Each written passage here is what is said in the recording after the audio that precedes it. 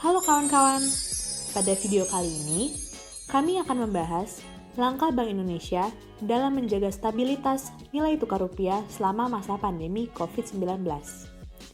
Merebaknya virus COVID-19 berdampak pada perekonomian Indonesia.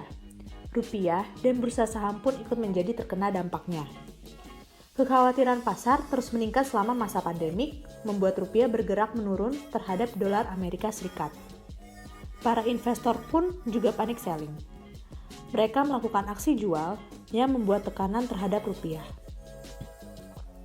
Menghadapi melemahnya perekonomian dan untuk menjaga stabilitas nilai tukar rupiah, Bank Indonesia mengeluarkan beberapa langkah kebijakan.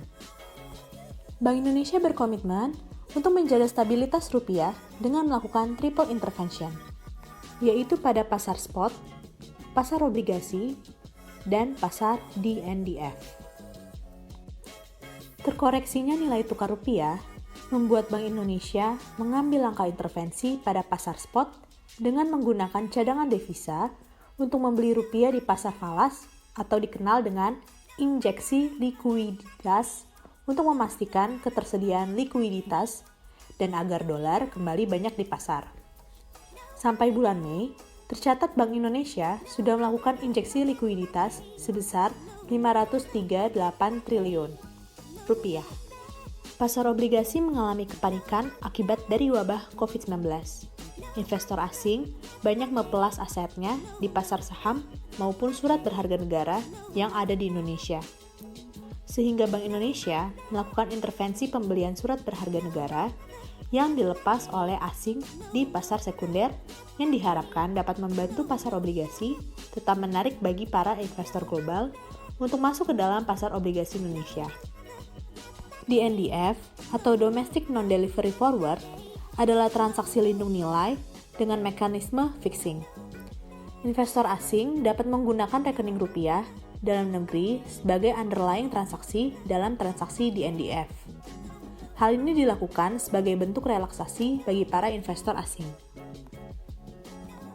Selain melakukan triple intervention, Bank Indonesia juga melakukan relaksasi makroprudensial, yaitu Bank Indonesia menurunkan giro wajib minimum, yaitu dana atau simpanan minimum yang harus dipelihara oleh bank dalam bentuk saldo rekening giro yang ditempatkan di Bank Indonesia pada falas yang semula 8% menjadi 4%. Diharapkan dapat meningkatkan likuiditas yang ada di perbankan, sekaligus mengurangi tekanan di pasar falas.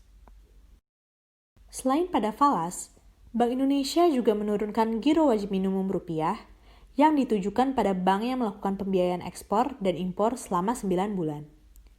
Mengingat dampak COVID-19 membuat beberapa penerbangan ditutup, daya konsumsi masyarakat juga berkurang, sehingga mengakibatkan terhambatnya kegiatan ekspor-impor. Hal ini diharapkan dapat meringankan perdagangan. Lalu, Bank Indonesia juga menurunkan suku bunga acuan menjadi 4,25%.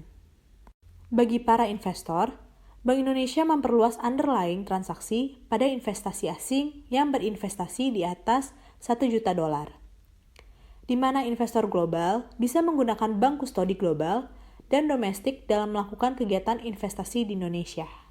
Sampai saat ini ada 3 perkembangan yang masih dilakukan Bank Indonesia. Pertama, Bank Indonesia terus memantau perkembangan pada surat berharga negara yang ada di pasar obligasi. Kedua, Bank Indonesia terus memperhatikan pergerakan nilai tukar di pasar. Ketiga, sekaligus menjaga inflasi.